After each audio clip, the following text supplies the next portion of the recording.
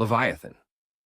Before Nessie was catfishing tourists with blurry photos, the Leviathan was the original celebrity sea monster. Back in its day, nothing dealt more damage to ships than this absolute unit, except maybe icebergs and whales. But while those get movie franchises, the Leviathan got something better, a book deal in the best-selling book of all time, the Bible. From the book of Job to the book of Enoch, the Leviathan is described as a continent-sized sea serpent, so massive that it makes every sea monster you know look cute.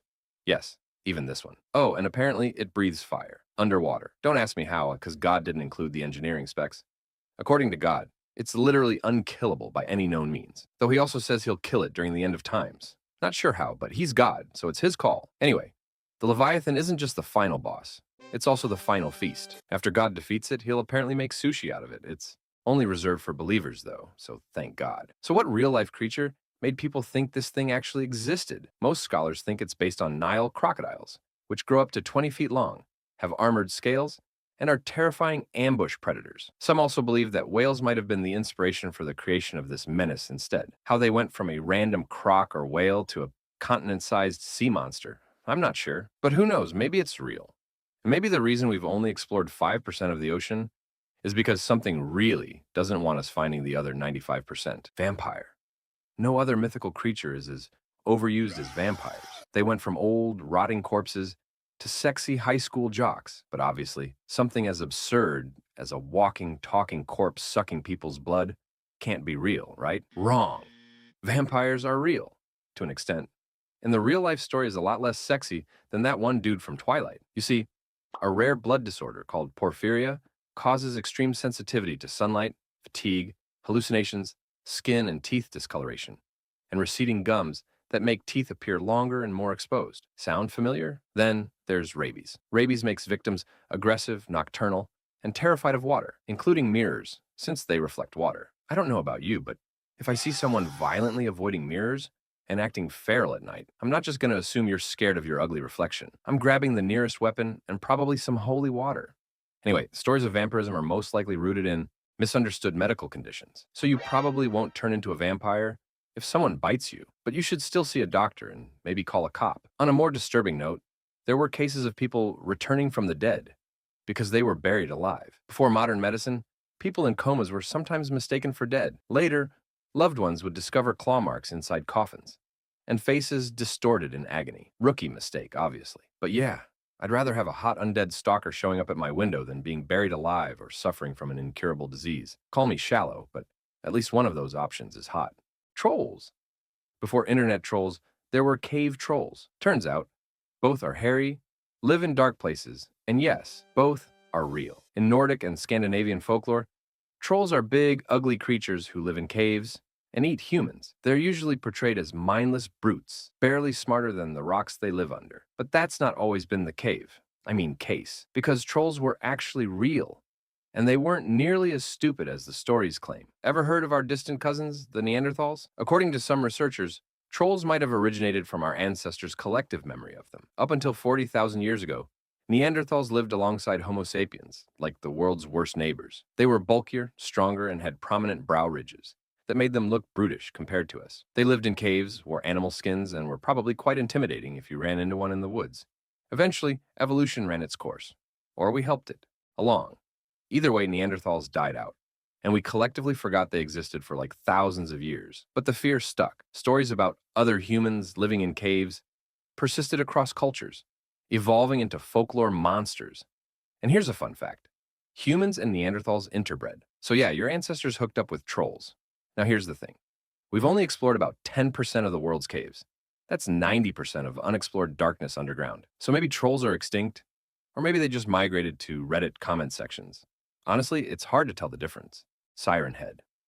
Before you laugh at how ridiculous this thing looks, ask yourself, could something this bizarre actually exist? The answer is yes, and nature's version is somehow worse. Created by Canadian artist Trevor Henderson, Siren Head is a 40-foot-tall, super skinny giant with 2 megaphones for its head.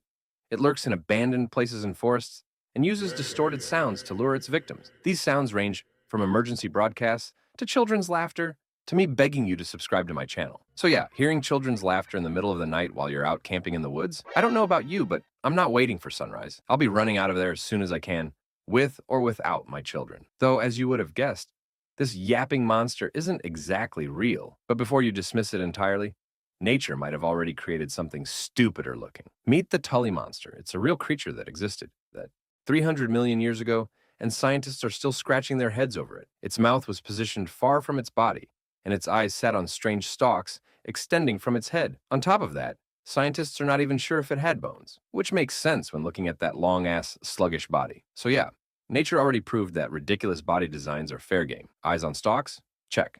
Detached mouth? Sure. So a walking telephone pole with speakers? At this point, it might just be nature's next stupid idea. The Kraken. Remember when we all said we hated shrimp-sized packages? Yeah, well, the ocean heard us and decided to give us a tentacled nightmare, the length of a school bus instead. So, thanks, I guess. Fortunately, though, it's not real. Or is it? For years, debunking the Kraken myth was easy, until it wasn't. Because it turns out there really are gigantic squids and octopi deep in the ocean. Take the colossal squid in Antarctica, for example. This thing measures 40 feet long. Or in American units, one yellow school bus. And these things are armed and dangerous. They've got hooks on their tentacles, eyes the size of dinner plates, and beaks that can slice through steel cable. Oh, and they live 6,000 feet below the surface, hunting in complete darkness. So we only know they exist because sperm whales hunt them.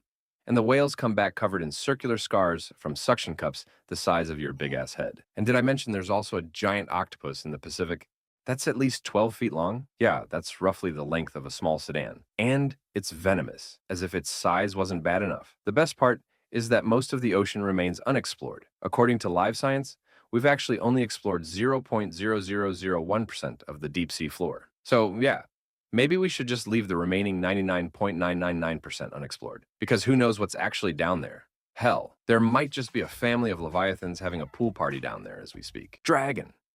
Y'all ever wonder why every culture has dragon legends? From the flying bearded sausage in Asian stories to the giant lizard with wings in European folklore, dragons are everywhere, and it turns out there might be some truth to the tales. You see, dragons might have been inspired by dinosaur fossils. Think about it. Ancient people dug up massive reptile skeletons, saw bones the size of midgets, and thought, yeah, that's definitely a flying fire-breathing bird or whatever. So, were they right? Well, sort of. Minus the fire breath and treasure hoarding, a few dinosaur species were basically real-life dragons. Take the pterosaurs, for example, with its bat-like wings, long-ass beak, 30-foot wingspan.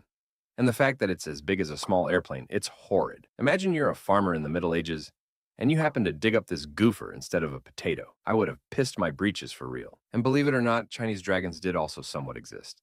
Look at this fossil of Dinocephalosaurus orientalis, a 240 million-year-old marine reptile with a snake-like appearance and absurdly long neck. Looks familiar, doesn't it? It's because it resembled dragons from old-ass Asian folklore. So yeah, people have been finding these bones for thousands of years without knowing what they were looking at. In China, these so-called dragon bones were even used for traditional medicine, while Europeans displayed them in churches as proof of giants. So while we all had different perceptions of what a dragon was, no one denied its existence. Anyway, dragons are real.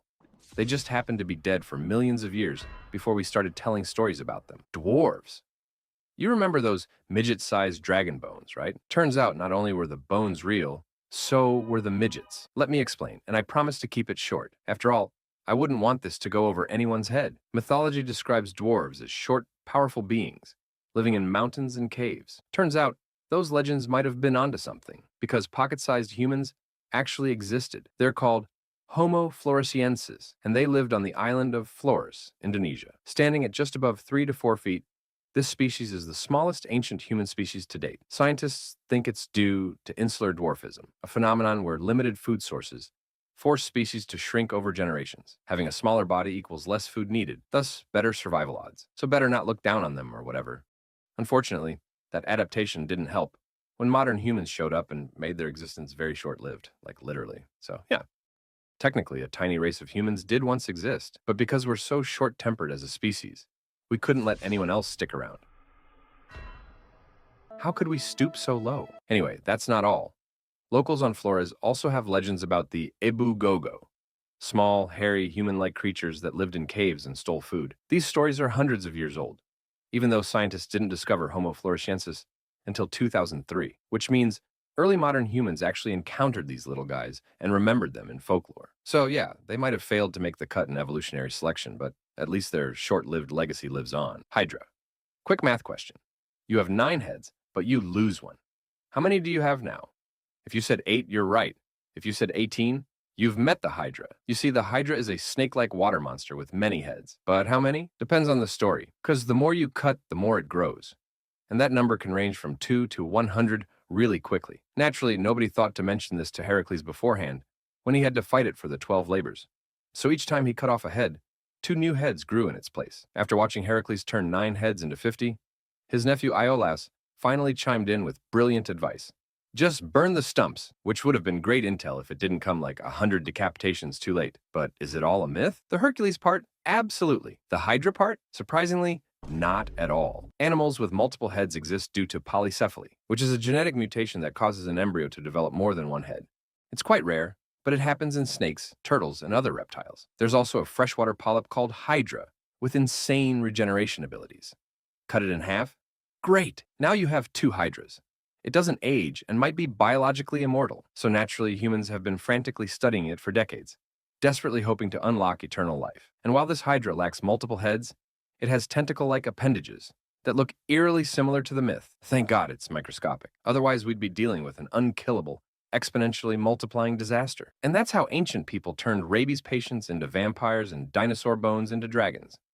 If you want more proof that our ancestors were creative storytellers, please subscribe, because I've got plenty.